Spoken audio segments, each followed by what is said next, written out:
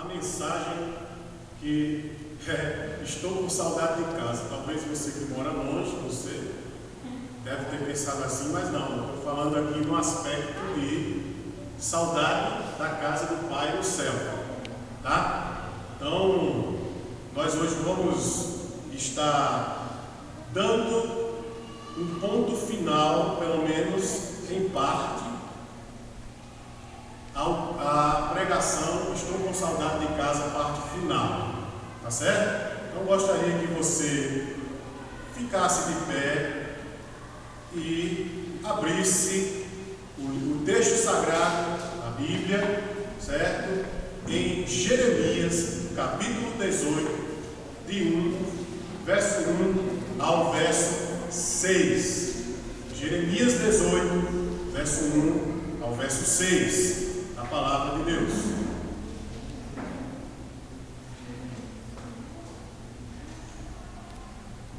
Jeremias 18, do verso 1 ao verso 6.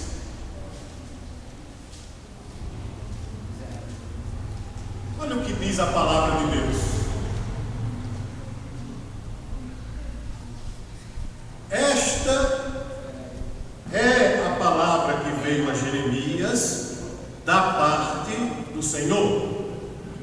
Vá à casa do oleiro e ali você ouvirá a minha mensagem.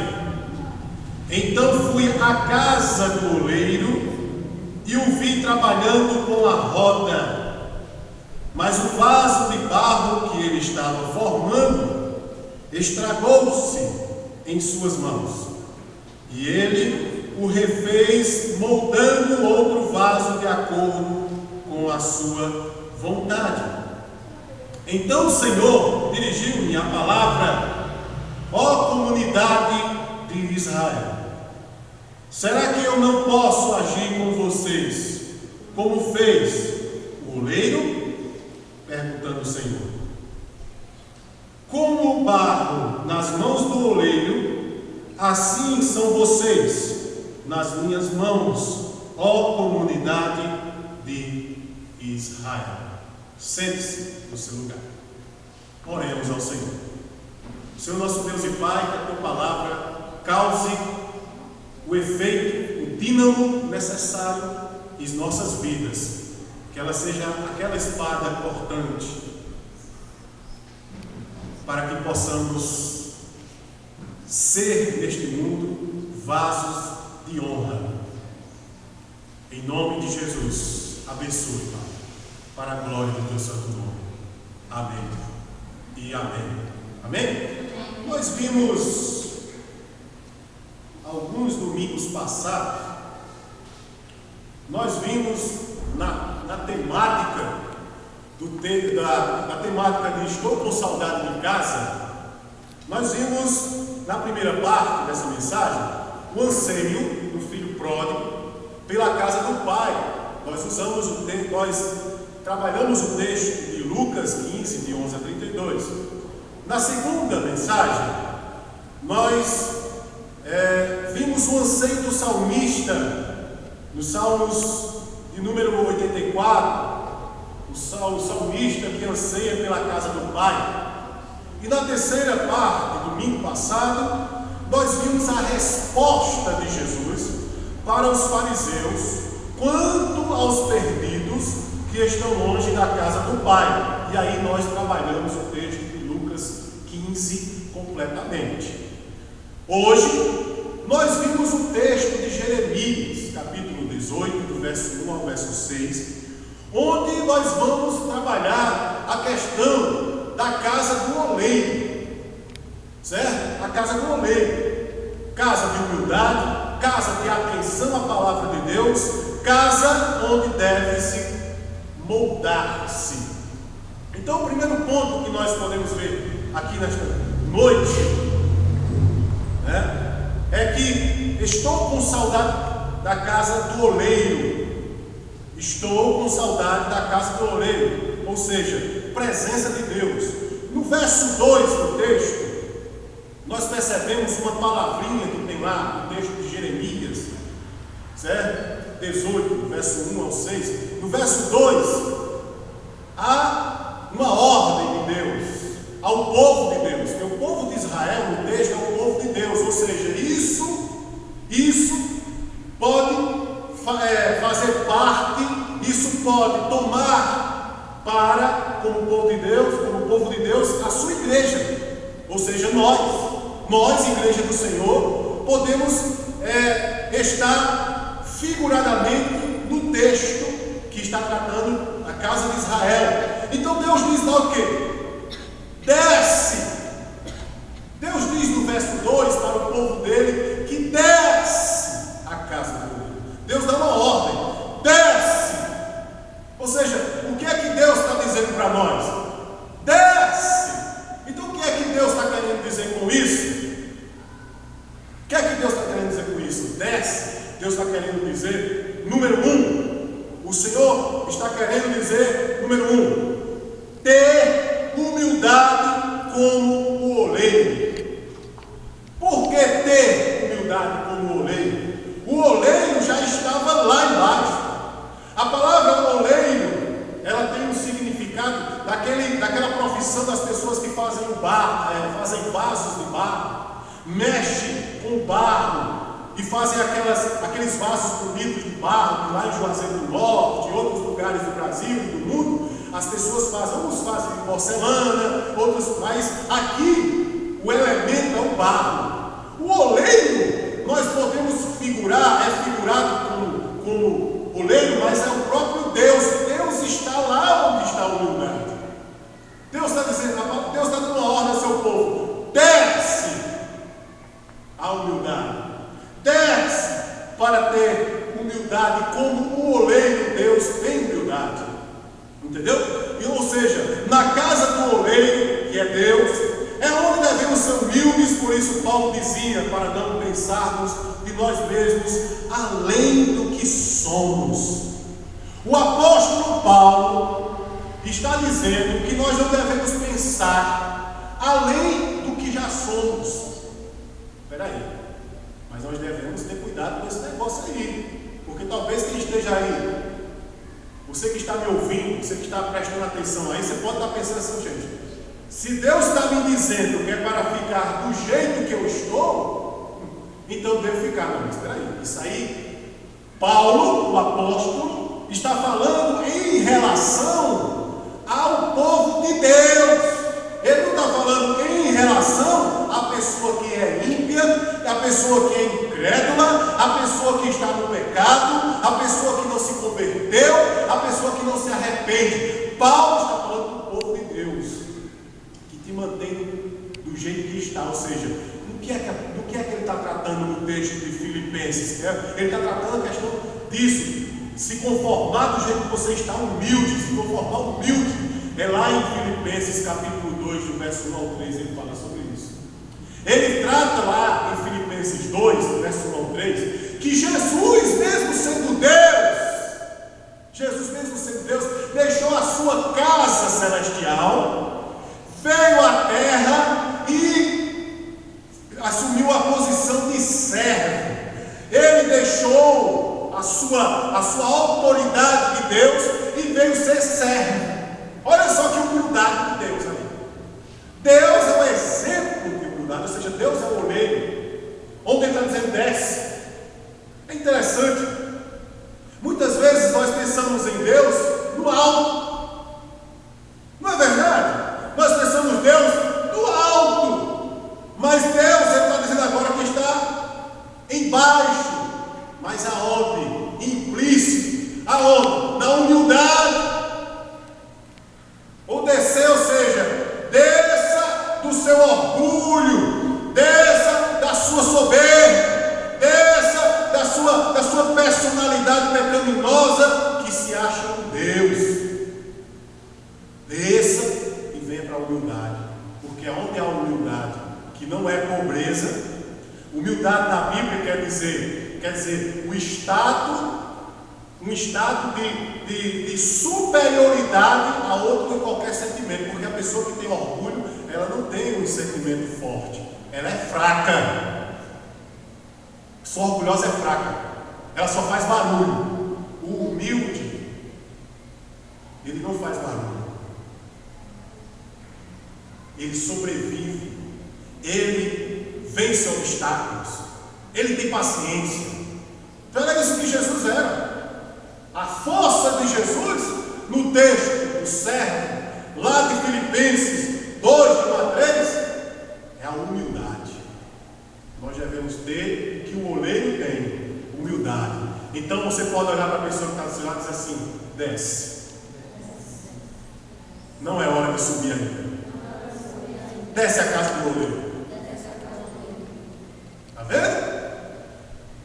Daí, no verso 2, nós também podemos destacar o seguinte: o oleiro também nos ensina no verso 2 do capítulo 18 de Jeremias, de 1 a 6. No verso 2 ele ensina também que nós devemos dar, número 2, nós devemos dar atenção à palavra do oleiro. Se o oleiro é Deus, e é Deus ali representado como oleiro, ele está dizendo para nós o quê? Darmos atenção à sua palavra. Ou seja, darmos atenção à sua palavra, na presença do oleiro Deus, é um lugar onde se ouve a pregação da palavra de Deus, que nos transforma e nos limpa. Por exemplo, João 15, verso 3, lá em João 15, Jesus fala da árvore. E Jesus fala para que a árvore dê mais fruto, ela precisa ser limpa. Então a palavra de Deus, ela está ensinando aí, nesse texto de Jeremias, que a atenção à palavra ela vai produzir em nós algo muito interessante. Ela vai produzir em nós, certo? O limpar-se de quê? Limpar-se de quê? Limpar-se das coisas do mundo. Limpar-se das coisas religiosas erradas que estão em nós. Limpar-se de todos os conceitos e preconceitos que não são de Deus, e porque Deus não tem conceitos e preconceitos como o homem tem. Deus não tem preconceito e Deus não tem conceitos errados. Deus só tem coisa certa, porque Deus é um Deus limpo. Já a Bíblia diz Espírito Santo, olha só, já está dando ênfase. O Espírito Santo, porque é limpo, é puro, é de Deus. Ou seja, quando nós vamos à presença do oleiro, que é Deus, quando nós descemos e chegamos à presença do oleiro, ele nos limpa, ele nos volta, ele vai limpando para que a gente dê mais fruto, para que a nossa vida seja de glorificar a Deus cada vez mais. Ou seja, o ensino da palavra deve ser prioridade acima de toda e qualquer atividade. Quando ouvimos a palavra de Deus, recebemos a fé necessária para vencer.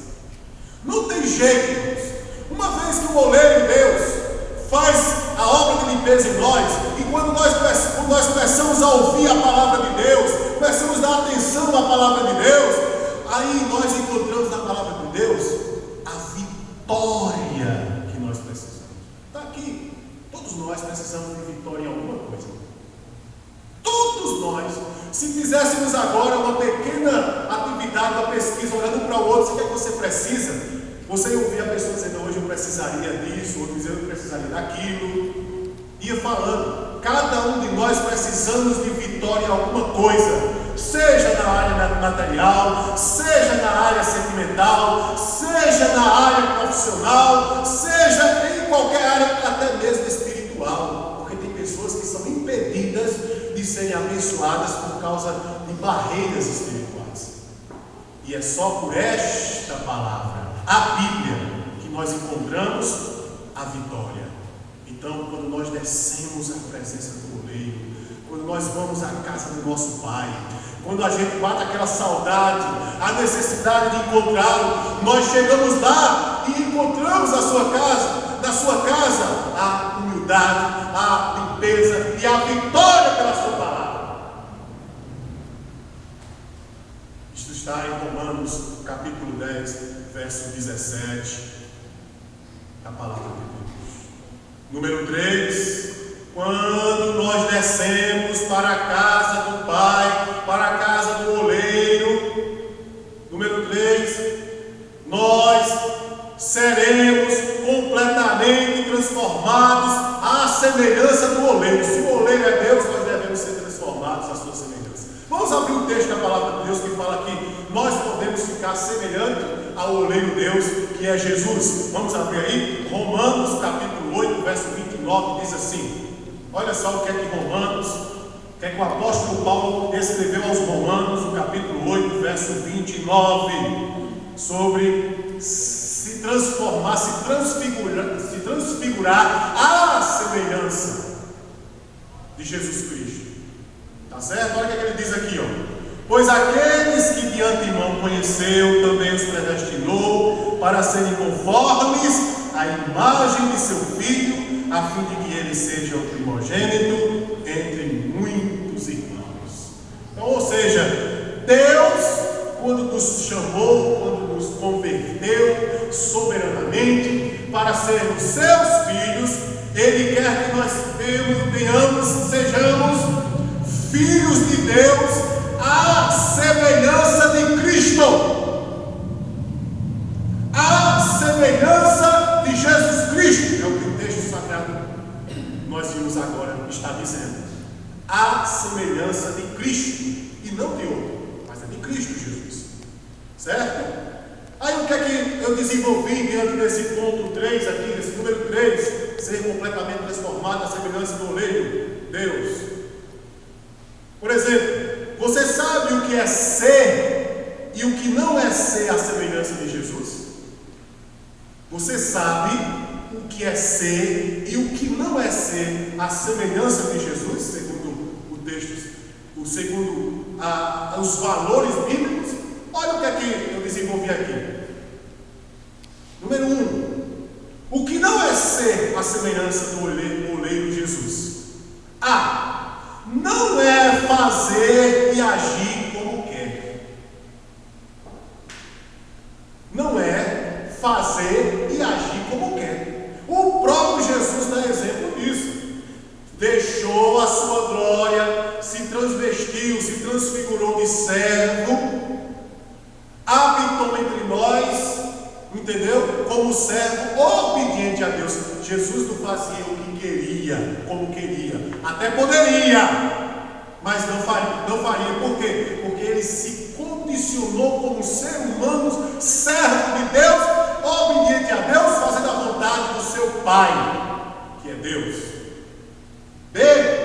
Não é ter ideais próprios dele como seus, como se soubesse tudo. Conheço uma pancada de gente, uma penca de gente, certo? Uma cambada de gente que tem seus ideais próprios e acha que é de Deus. O que é ter ideais próprios e o que é ter ideais de Deus? É uma boa pergunta. Ter ideais próprios é o seguinte: é aquela pessoa orgulhosa, soberba, que ela acha que tudo que ela fala, o que ela faz é certo. Mas os valores da Bíblia, os valores de Deus, não há valor para ela. Quais são os valores de Deus? No sentido aqui então, os ideais de Deus. Todos os ideais que estão na Bíblia são os ideais de Deus. O que Deus disse, as palavras de nosso Senhor Jesus Cristo. É isso que nós temos que absorver. Às vezes estamos no dia a dia e absorvemos os ideais dos outros. Isso está certo para um cristão? Não. Cuidado. Por exemplo, uma pessoa está assistindo muito programa policial, desgraça em cima de desgraça, terror em cima de terror, violência em cima de violência. Aí a pessoa só fala e só pensa nisso, porque ela só vive falando, só vive absorvendo isso, ela só vive se alimentando disso. Aí quando você camarada que só vive do futebol, é de segunda a segunda, de ano a ano, século a século, é futebol. Aí, vamos imaginar um jovem, quer conquistar uma menina. Aí a menina pensa que ele deu um bom papo, lá vai falar de futebol para menino. Vai falar do resultado de Corinthians e Palmeiras. Vai falar do resultado do Flamengo e Vasco. Aí a menina vai olhar assim e diz assim, cansei. Isso aí não tem, isso aí não dá certo não. O cara só fala em futebol. Está entendendo? Então, é esse tipo de coisa, ideais. É aquilo que as pessoas, que nós absorvemos e que se torna, sabe o que se torna? Ele se torna para nós valores. Cuidado com os ideais. Se você tem ideais bíblicos, se você tem os ideais de Deus, isso vai se tornar valor e vai se projetar vitória sobre a sua vida. Você pode repetir isso para a pessoa que está do seu lado? Você pode repetir isso? Olha, cuidado com os ideais. Diga assim, cuidado com os ideais. Se seus ideais forem mundanos, você vai se projetar em derrotas. Mas, se seus ideais forem bíblicos, tudo vai se projetar em vitória, vitória e vitória para a glória de Deus. Letra C. Outra coisa que não é a semelhança de Jesus. Outra coisa que não é. Letra C. Não é uma religião. Ou seja, dogmas e costumes sincretistas. Dogmas e costumes sincretistas. Não é religião. O negócio de religião é uma barca furada. Nós estamos falando hoje, na escola bíblica, sobre. Eu projetei aqui um navio. Se eu soubesse desenhar, eu ia fazer navio. Eu ia fazer esse navio. O navio onde está todos os líderes besteróis desse país e deste mundo, que só fala baboseira e besterol. Fique bem claro isso, certo? Não é nem cibazol, nem anador, é besterol, tá? E tem enganado há muitos séculos as pessoas com dogmas e sincretismo. O que é dogma? Dogma é aqueles ensinamentos puramente humanos que fogem à palavra de Deus. O que é sincretismo? Sincretismo é a pessoa tornar objetos em sagrado, como se fosse ordem de Deus, fazer com que os objetos tivessem alguma coisa sagrada. Deus não tem esse negócio não. O nome de Jesus tem todo o poder. Você não precisa de objeto sagrado não, meu irmão. Você não precisa de objeto sagrado para ser abençoado. Você precisa só do nome de Jesus.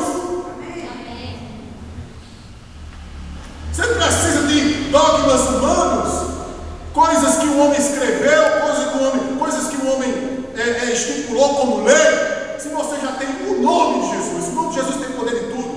Quando Jesus gritou lá na cruz do Calvário, diz assim: está consumado, meu irmão, está tudo resolvido. O problema do teu pecado está resolvido em Cristo. O problema da libertação espiritual está resolvido em Cristo. O problema material da tua vida está resolvido em Cristo. É no nome de Jesus. É no nome de Jesus. Letra D. Letra D. Não é, ou seja, outra coisa que não é a semelhança de Cristo.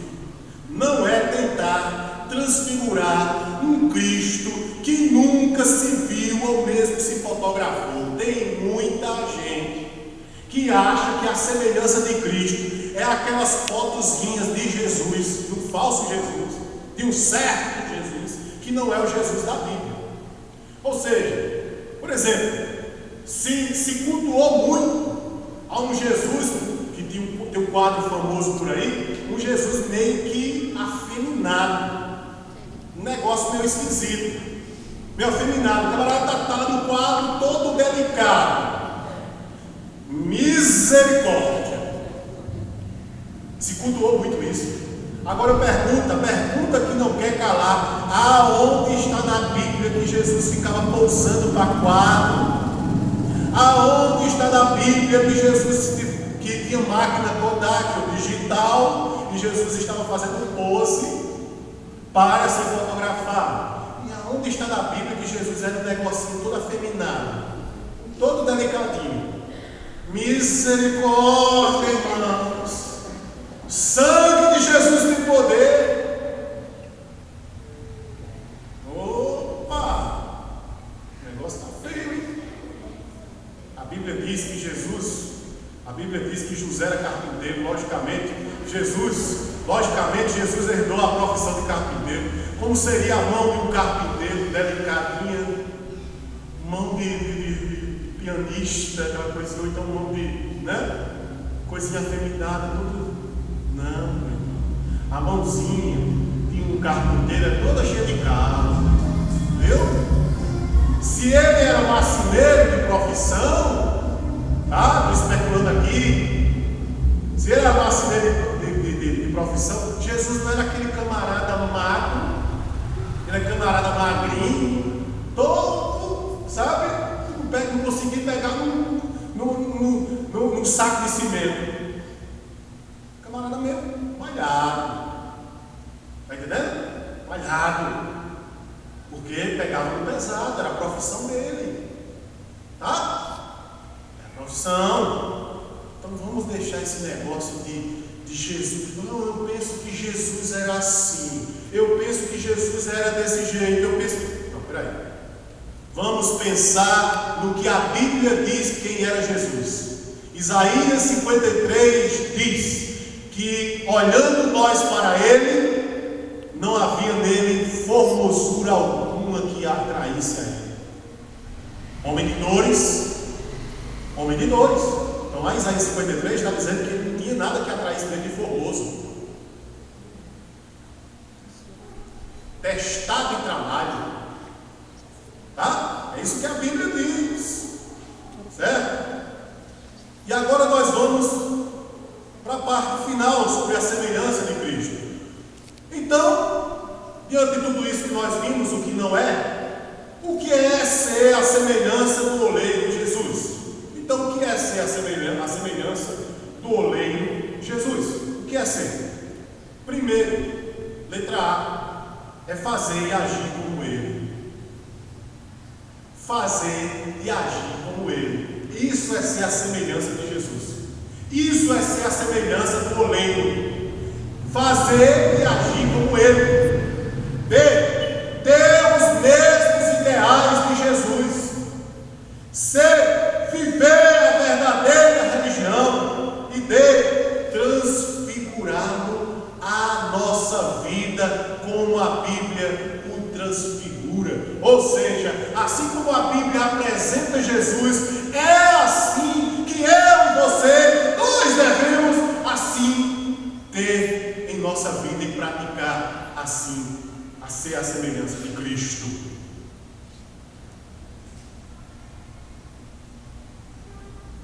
No versículo 6 de Jeremias 18, no verso 6, lá está o oleiro de Deus, no verso 6.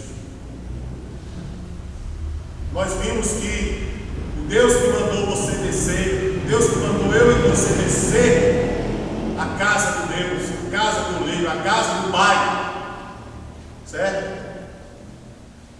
Ele diz que faz necessário estarmos na igreja, na presença de Deus, para que as mãos de Deus, as mãos do oleiro, molde a nossa vida. Ou seja, segunda coisa que nós podemos ver aí no texto de Jeremias, quando nós descermos obedecendo a palavra de Deus, e se desce, quando nós descermos lá, na casa da humildade, na casa do amor, na casa da paz, na casa de Deus, na casa do Pai, o que é que nós vamos aprender lá? Ele vai moldar a nossa vida. Ele vai estar transformando nossos pensamentos. Ele vai estar transformando aquilo que nós temos de valor. Ele vai transformando a nossa natureza. Mas tem pessoas que dizem assim: não, mas eu tenho uma natureza assim. Pessoas que se dizem crentes. Mas eu tenho uma natureza desse jeito, não tem jeito não. Quando nós obedecemos a voz de Deus, que Ele disse: desce, desce, quando chega lá, ele começa a nos moldar, como o oleiro faz com barro, transformando num vaso. Vai moldando, vai moldando, vai mudando, vai transformando. É isso. Por isso que o apóstolo Paulo, ele fala sobre esse negócio do vaso, em Romanos capítulo 9, verso 21, se você quiser acompanhar, abra aí rapidamente. Olha o que é que diz Romanos 9, 21. Por isso, ele diz: não poderei eu fazer de vós como fez este oleiro. Ora, um oleiro não pergunta para o barro se pode fazer algo com ele e nem o que irá fazer. Ou não tem o oleiro poder sobre o barro para a mesma massa fazer um vaso para honra e outro para desonra. Ou seja, o oleiro que está fabricador de vasos de barro, ele faz muitas vezes vaso de honra e vaso de desonra. O que seria isso? Por exemplo, os vasos de honra, no sentido do oleiro, que é o fabricante, o vaso de honra é aquele vaso que vai ter uma beleza principal da casa. Isso nós podemos tipificar na casa de Deus. O vaso de honra é aquele vaso, aquele crente abençoado, entendeu? Que vai ser um vaso bonito na casa de Deus. E o vaso de desonra é aqueles vasos que não deixa Deus tratar, que não deixa Deus, o oleiro, trabalhar nele, que não deixa o oleiro cuidar dele, que não deixa o oleiro tirar as mazelas, que não deixa o oleiro tirar os pecados, e ele já vai trincando até um dia que se quebra, entendeu? E não presta mais nada. Nós temos que ser um vaso de honra.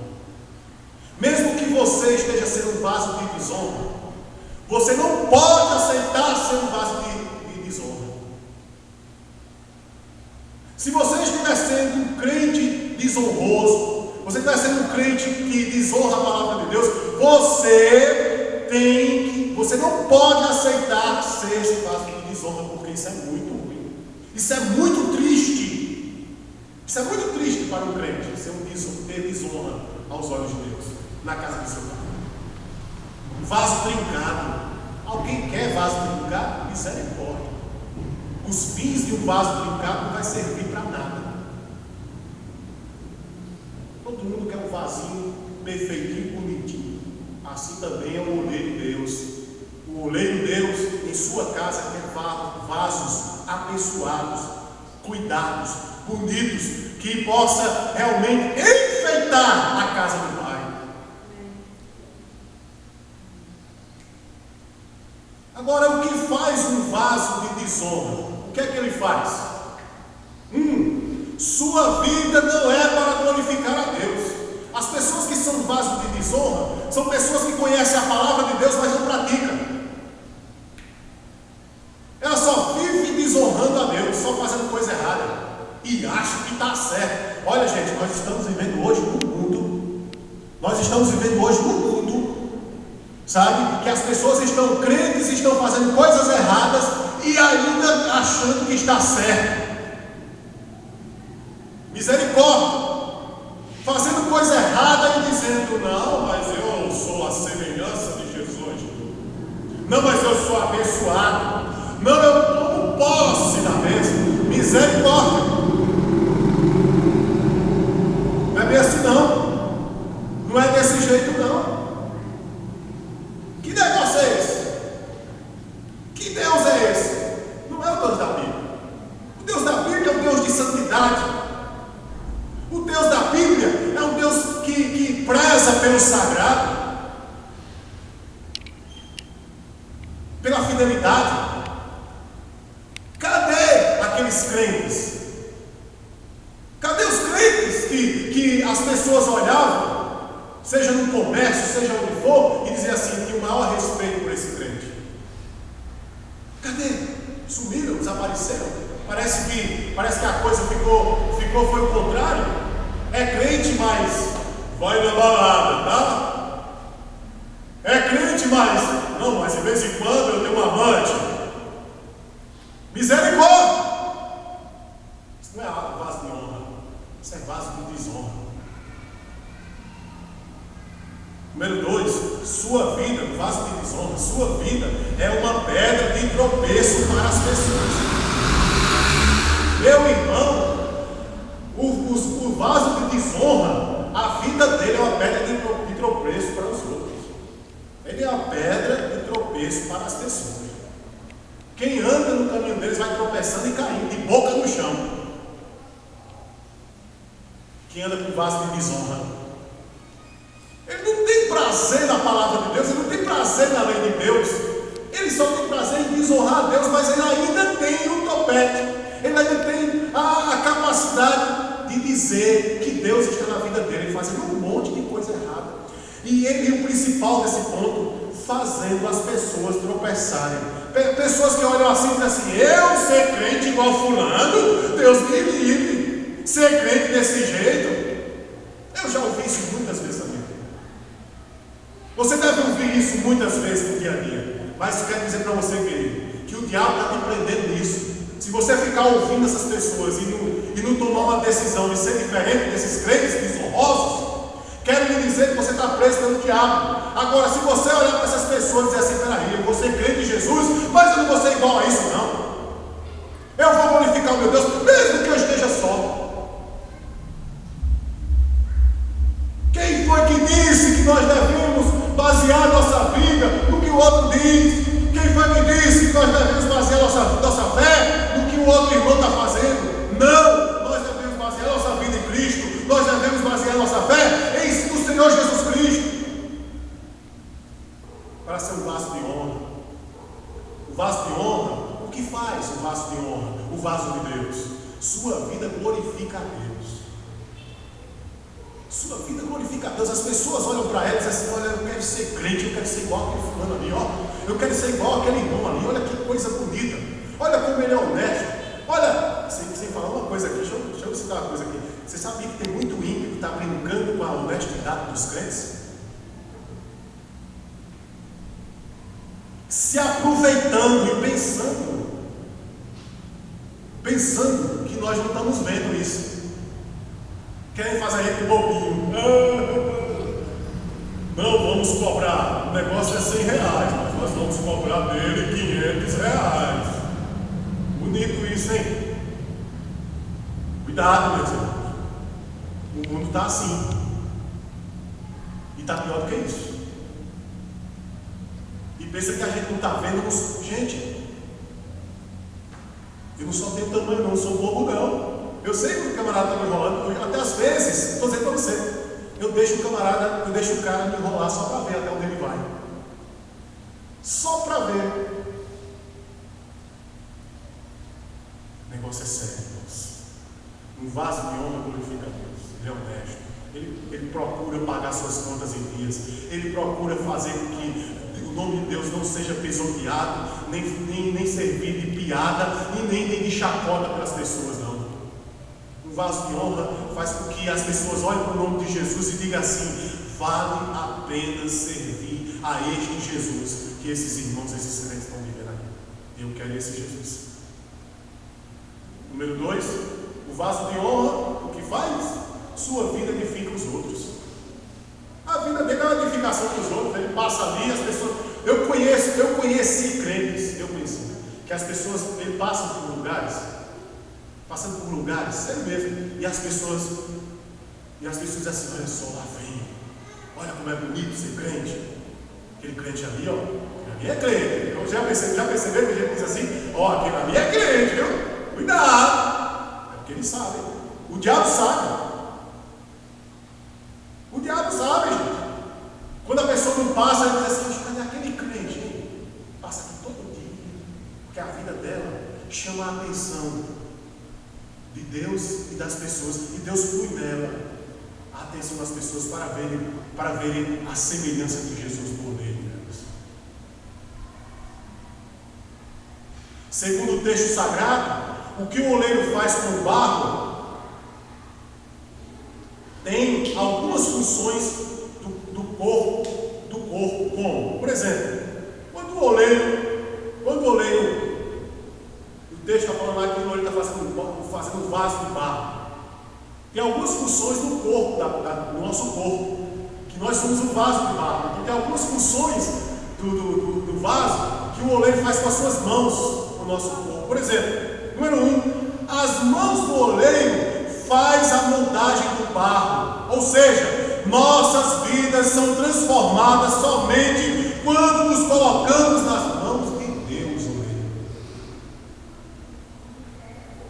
As mãos, ó, o oleiro, Deus, nos pega nas mãos, em suas mãos, que nós somos o barro, porque a Bíblia diz que Adão veio do barro.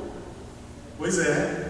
E Deus soprou nele vida. Adão veio do barro e Deus soprou nele vida.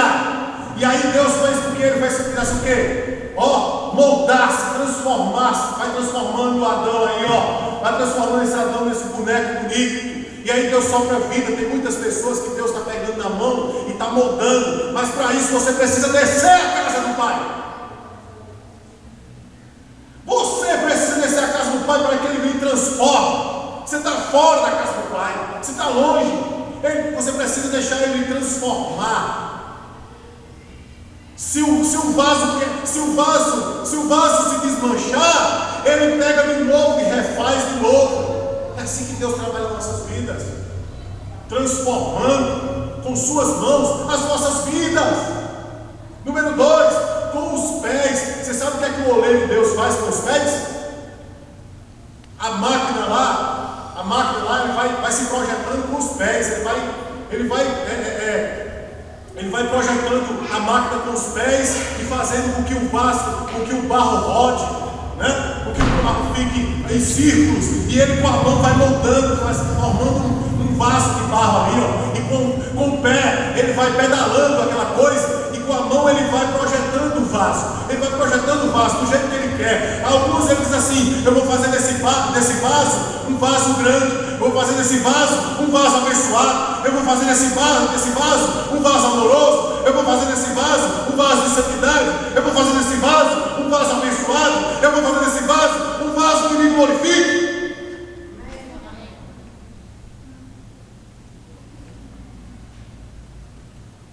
E assim ele vai. Você lembra daquele filme Ghost? Aquele momento em que o oleiro, a profissão ali, né? E o oleiro está ali em evidência. Enquanto ela vai pedalando ali, ela vai formando o vaso com as mãos, aquele barro, para se transformar num vaso honroso, abençoado de Deus. Olha para a pessoa que está e diz assim: meu irmão, quando Deus te chamou, foi para ser um vaso bonito na casa dele. Diga assim: chega de ser vaso trincado, meu irmão. Cria vergonha na cara.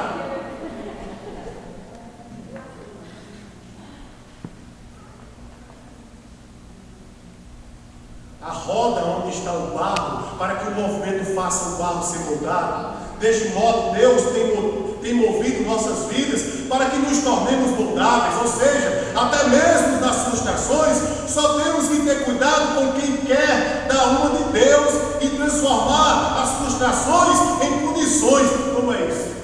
Vou te explicar aqui como é isso. Tem um monte de camarada aí que quer dar uma de Deus, tá? Olha para a pessoa que está do seu lado, olha para esses olhos verdes, olha para esses olhos castanhos, olha para esses olhos azuis e diz assim: não era para querer não, hein? Por favor.